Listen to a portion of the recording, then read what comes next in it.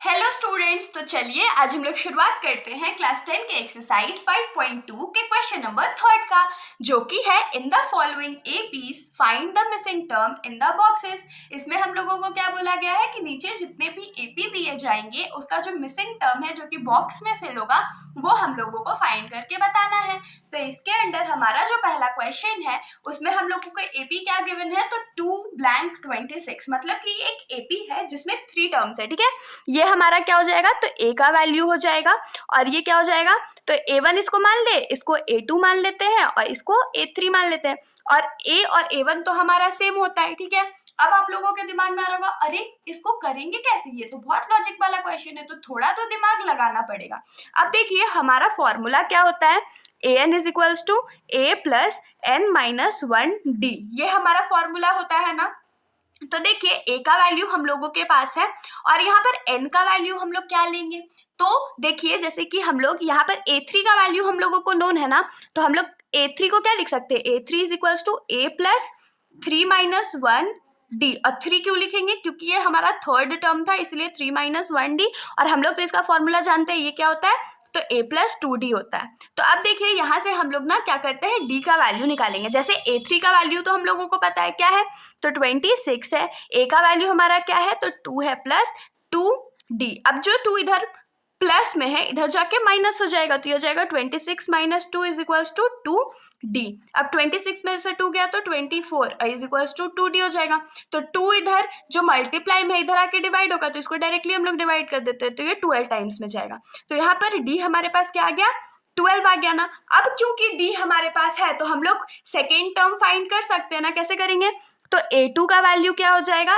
a plus D, a का value हमारा 2 था प्लस d का वैल्यू हमारा 12 हो गया जो कि हो जाएगा 14। तो यहाँ पर बॉक्स में हमारा कौन सा वैल्यू जाएगा, तो 14 जाएगा। तो आप लोग क्या लिख सकते हो कि therefore the required number is 14। अब हम लोग आ जाते हैं इस क्वेश्चन के सेकेंड पार्ट पर, इसको आप लोग आंसर लिख लो यहाँ पर। सेकेंड पार्ट का जो हमारा क्वेश्चन है वो क्या है, तो सबसे पहले ही ब्लैंक है, मतलब इसमें तो हम लोगों को पहला टर्म ही नोन नहीं है, फिर 13 है सेकेंड टर्म, थर्ड टर्म हम लोग को पता नहीं है और फिर लास्ट टर्म हम लोगों को 3 पता है, या a4 का वैल्यू हम लोगों को 3 पता है। तो देखिए ये तो हमारा a का वैल्यू है, या a1 मान लीजिए, इसको a2 बोलेंगे, इसको a3 बोलेंगे और इसको a4 बोलेंगे। तो अब देखिए इसमें थोड़ा सा पुराना कॉन्सेप्ट हम लोगों को यूज करना है। आप लोगों को पता है ना, जब हम लोग के पास दो दो वैल्यू अननोन होता था, क्योंकि हम लोग को डी भी नहीं पता है ए भी पता नहीं है, तो हम लोग क्या करते हैं, दो इक्वेशन निकालेंगे और वहां से हम लोग ए और डी का वैल्यू फाइंड कर लेंगे। तो अब आप लोगों के दिमाग में आ रहा होगा अरे इक्वेशन कैसे निकालेंगे, तो देखिए बहुत सिंपल सा स्टेप है। a2 के लिए हमारा फॉर्मूला क्या होता है, a प्लस डी होता है ना। a2 का वैल्यू हमारे पास क्या है, 13 है, is equals to a plus d है, तो इसको हम लोग क्या लिख सकते हैं, a plus d is equals to 13 लिख सकते हैं ना। अब यहाँ पर आइए, इसमें हम लोगों को a फोर्थ टर्म पता है जो कि है a4 is equals to a plus d, तो a4 क्या है, 3 is equals to a plus d हो जाएगा, ओ सॉरी 3d होगा ना, क्योंकि a4 का वैल्यू क्या होता है, a प्लस 3d, तो यहाँ पर 3 इज इक्वल्स टू क्या हो जाएगा, a प्लस 3d हो जाएगा ना। तो यहाँ से एक काम करिए, a का वैल्यू निकालिए, तो a इज इक्वल्स टू क्या हो जाएगा, 13 माइनस d हो जाएगा ना। इसको इक्वेशन नंबर 1 मानते हैं, इसको इक्वेशन नंबर 2 मान लेते हैं।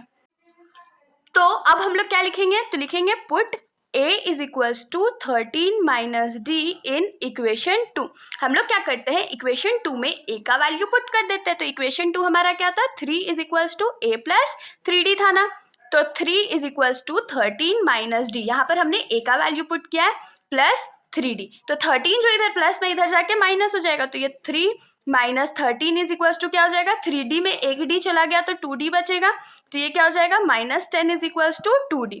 तो इसको अगर हम लोग अरेंज करके लिख ले तो ये क्या हो जाएगा, 2d is equals to minus 10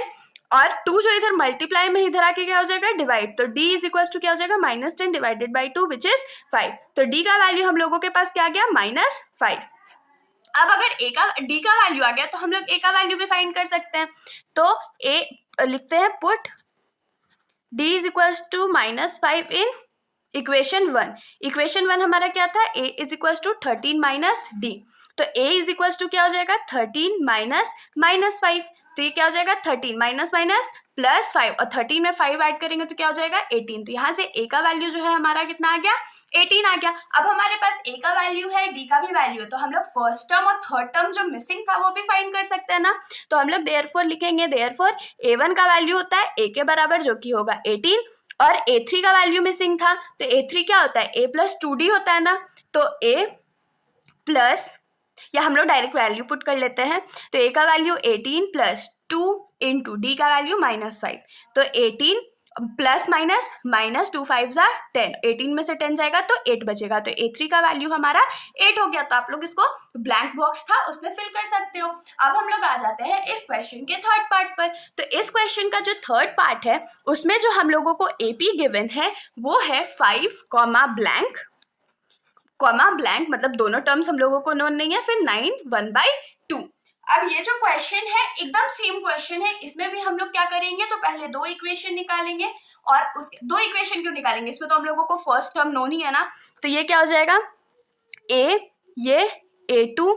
ये A3 और ये A4, तो A4 का वैल्यू नोन है तो हम लोग क्या लिखेंगे, A4 का फॉर्मूला क्या हो जाएगा A प्लस n-1, मतलब कि 4 माइनस 1d, जिसको हम लोग क्या लिख सकते हैं a प्लस 3d। तो A4 का जो वैल्यू है 9 1/2 इज इक्वल्स टू a के जगह 5 होगा प्लस 3d होगा। अब 9 1/2 को हम लोग क्या लिख सकते हैं, तो 2 9 ज़ा 18, 18 प्लस 1 19/2, और ये जो 5 इधर प्लस में है इधर आके माइनस हो जाएगा, तो -5 इज इक्वल्स टू 3d। तो यहाँ पर अब हम लोग LCM लेके सॉल्व करेंगे, 2 1 ज़ा 2, 19 1 ज़ा 19 माइनस 5 2 ज़ा 10 इज इक्वल्स टू 3d। तो ये क्या हो जाएगा, 19 में से अगर 10 चला जाएगा तो क्या बचेगा 9 बचेगा, और divided by 2 is equals to 3d। अब देखिए यहाँ पर जो 9/2 है तो 3 तो मल्टीप्लाई में है तो इधर आके तो डिवाइड होगा, तो ये क्या हो जाएगा 9/2 इंटू 3, क्यों, क्योंकि ये डिवाइड में आने वाला था इसीलिए ये नीचे इंटू हो जाएगा, इज इक्वल्स टू डी का वैल्यू आ जाएगा। तो ये और ये कट गया 3 टाइम्स में, तो जो डी का वैल्यू था वो हमारा क्या आ गया 3/2 आ गया। अब हम लोग के पास डी का वैल्यू है तो हम लोग सेकेंड टर्म और थर्ड टर्म तो आसानी से फाइंड कर सकते हैं, तो हम लोग क्या लिखेंगे, नाउ A2 का वैल्यू क्या होता है a प्लस डी होता है, a का वैल्यू हमारे पास क्या था 5 था, प्लस d का वैल्यू क्या है तो 3/2 है, और ये होल डिवाइडेड बाय 1 है, तो 2 1 ज़ा 2 हो गया, 5 2 ज़ा 10 हो जाएगा, प्लस 3 1 ज़ा 3 हो जाएगा, तो ये हम लोग के पास कितना आ गया 13/2। और उसके बाद हम लोग को और क्या फाइंड करना था, तो थर्ड टर्म फाइंड करना था ना, तो A3 का वैल्यू क्या होता है a प्लस n-1d, जिसको हम लोग क्या लिख सकते हैं a प्लस 3 माइनस 1d, जो कि हो जाएगा a प्लस 2d। अब आप लोग इसको डायरेक्टली लिखो या इस फॉर्मूला में पुट करके लिखो, बात एकदम बराबर हो जाएगा, कंफ्यूज होने वाली तो बात नहीं है। अब हम लोग वैल्यू पुट कर लेते हैं, तो a के जगह 5 होगा प्लस 2 इंटू 3/2, तो 2 और 2 कट गया तो क्या बचेगा 5 प्लस 3 विच इज 8, तो ये हमारा आंसर हो गया। अब इसके आगे का जो दो एपी है वो हम लोग नेक्स्ट क्वेश्चन या नेक्स्ट वीडियो में सॉल्व करेंगे। तब तक के लिए अगर आप लोगों को कोई भी डाउट हो तो आप लोग बेशक कमेंट सेक्शन में पूछ सकते हो, वरना अगर आप लोगों को वीडियो अच्छी लगी तो वीडियो को लाइक कर दीजिएगा और मेरे चैनल को बिना सब्सक्राइब किए कहीं मत जाइएगा। Thank you.